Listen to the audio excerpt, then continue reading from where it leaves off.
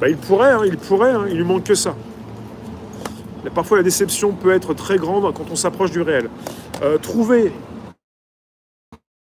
ce qui vous intéresse. Il ne s'agit pas de manipuler les masses, il ne s'agit pas de mentir, de raconter des histoires.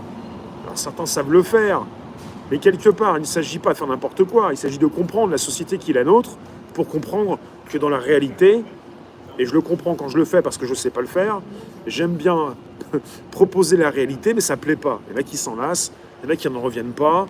Mais c'est vrai que c'est très consternant. Quelque part, ils le disent ici. Le plus détestable personnage au monde est celui qui dit toujours la vérité, qui n'invente jamais rien. La loi 36, t'aimes bien la 36 toi? Vous aimez bien le chiffre 36. Loi 36, mépriser les contrariétés. Mépriser les contrariétés.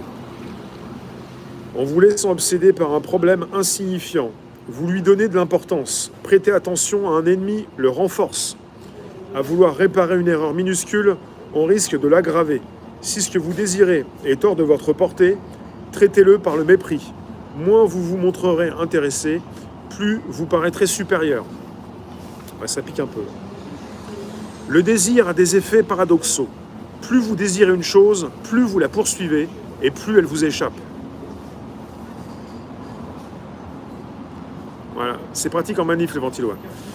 Plus vous témoignez d'intérêt pour tel objet de désir, plus il s'éloigne de vous.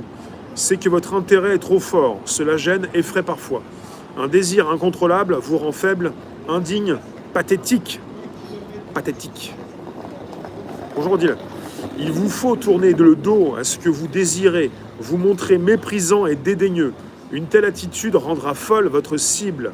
Elle répondra par son propre désir. Parvenir au moins à vous affecter, voire à vous posséder et même à vous blesser. Si elle cherche à vous posséder, vous avez remporté la première étape. Si elle cherche à vous blesser, vous l'avez déstabilisé et fait entrer dans votre jeu de la séduction.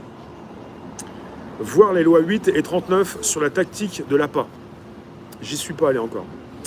Le mépris est l'apanage du roi.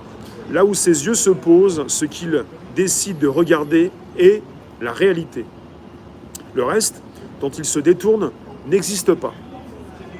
C'était l'arme favorite de Louis XIV. S'il ne vous aimait pas, il se comportait comme si vous n'étiez pas là, conservant sa supériorité en supprimant toute relation. C'est le pouvoir que vous avez en jouant la carte du mépris, en montrant régulièrement à ceux de votre entourage que vous pouvez vous passer d'eux.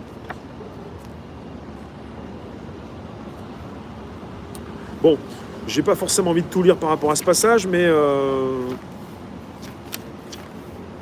la loi 39, c'est exaspérer l'ennemi. Et la loi numéro 8, c'est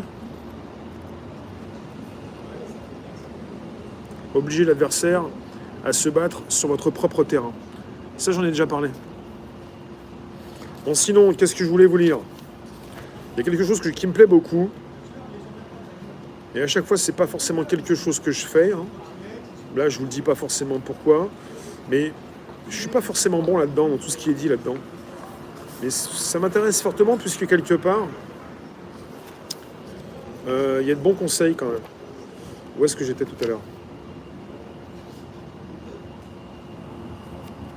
Alors, je vais récupérer le sommaire. Éliminé par le cœur, si je l'ai mise. Voilà, la loi 47. La loi 47. On est avec Power. La loi 47 me plaît pas mal aussi. C'est très très fort. Et j'ai l'impression qu'à chaque fois, je suis complètement à côté de la plaque. Sachez vous arrêter. Ça, c'est très fort. Sachez vous arrêter.